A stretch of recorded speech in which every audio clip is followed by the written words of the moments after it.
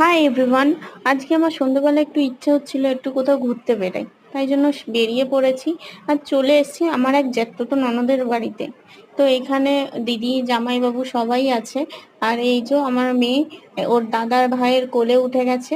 আর আমার মেয়ে জানো কোথাও বাইরে কোথাও বেরালে আর অচেনা কাউকে দেখলে ওটা একদম চুপচাপ হয়ে যায়, যেন কিচ্ছু বোঝে না কিচ্ছু জানে না এরকম ভাবে বসে আছে। দেখো, ও বাড়িতে থাকলে দুষ্টুমির শেষ নেই ওর।